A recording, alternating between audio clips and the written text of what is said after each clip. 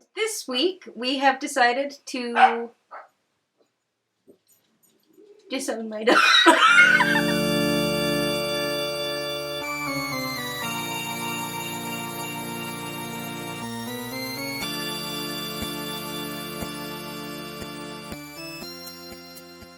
Hi everyone, welcome back to Rhetorical K-pop. I'm Sherston. I'm Aubrey. This week we decided to do a rhetorical analysis of Just Right by GOT7.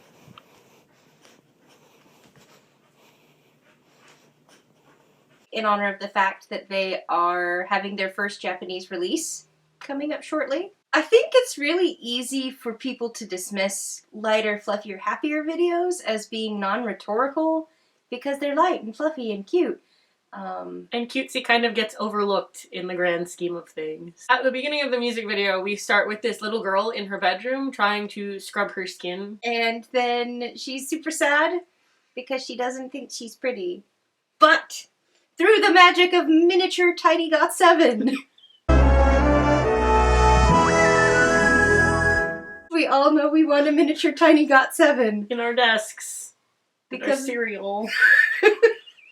she comes to realize that she is beautiful just the way that she is, hence she is just right. You'll notice at the very beginning of the music video, right at the get-go, the camera is kind of unfocused as it's zooming in, and the colors are very bright jewel tones, but they're kind of washed out and you can't really see them as well. Yeah, it's kind of one of the first times in my life where I've seen an orange that I was like, wow, you should be really bright and vivid, but you're really dull and sad looking. I'm giving you a pause there so you can cut it out.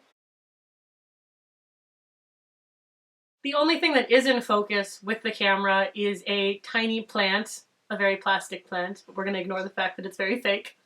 The tiny, tiny plant of Sadness. Of sadness. The tiny plant of sadness. That's what you were going to say. Yes, it was. I call it the tiny plant of sadness. The tiny plant of sadness is kind of representative of her potential for growth because it's green and it's growing, but it's little and tiny, so it's not really come into its own yet. This is important. Remember it. I hate you. When we first see the little girl, the camera comes in over her shoulder and you see her in the mirror scrubbing her face with some probably skin whitening cream because that's what's on the desk.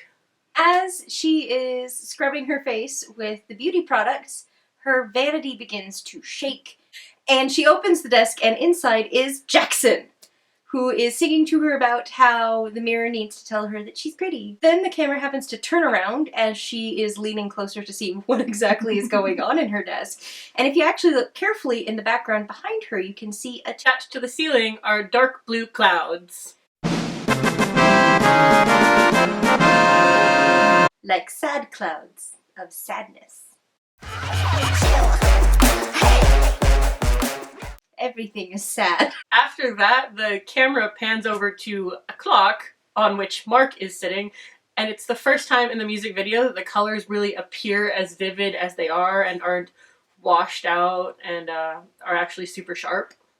And as more of the GOT7 members appear in their various exciting locations, you see more of the vivid colors until, you know, Young Jae's over by the box of cereal and they move it and suddenly you have the complete set.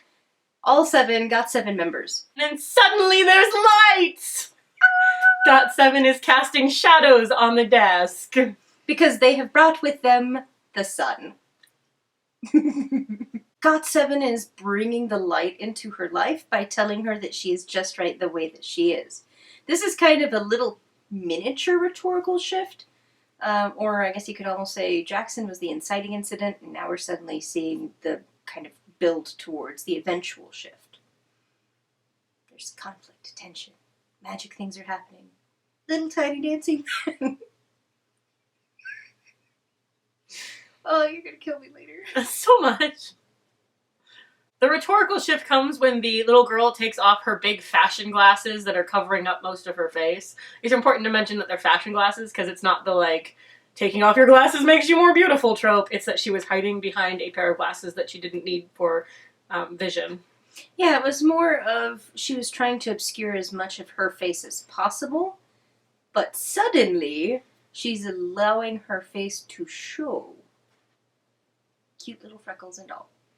And then we have our itty bitty little secondary rhetorical shift wherein Junior grabs the Barbie and takes it out of the little Barbie box on the desk. Yeah, he's kind of saying to her, girl, you don't need this ridiculous beauty standard, so we're just gonna remove it from your life. That's fine. After Jin Young steals the Barbie, we see the girl kind of come to life. She starts dancing with GOT7. You also see her frolicking around her room. Grabbing toys and throwing them.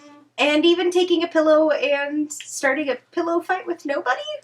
But it leads to the pillow kind of exploding. And sparkly dust motes float out into the air with feathers and beautifulness. So suddenly light is everywhere all around her. She's kind of like putting away those adult concerns of beauty standard and just learning to be a kid again. Yeah, because you literally see her playing with a plushie and bouncing on the bed. All of those really little kid things that she should be focusing on because she is a tiny child. At the very end, the last shot, the big plant of wind outside the window is suddenly in focus and the light is streaming and bright and down on her face while she's laying down on the bed.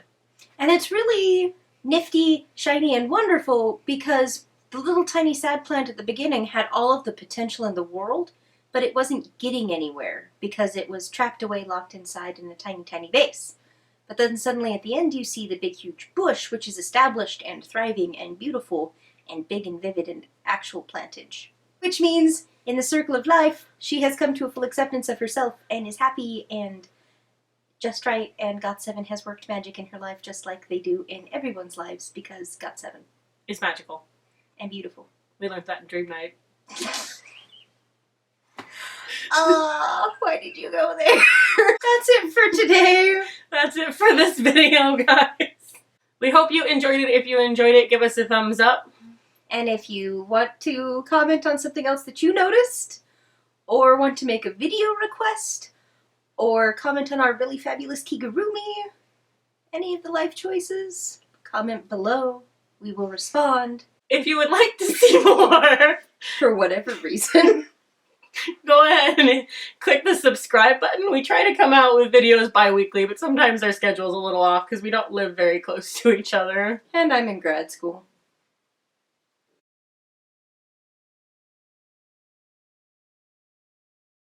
But we'll be back soon.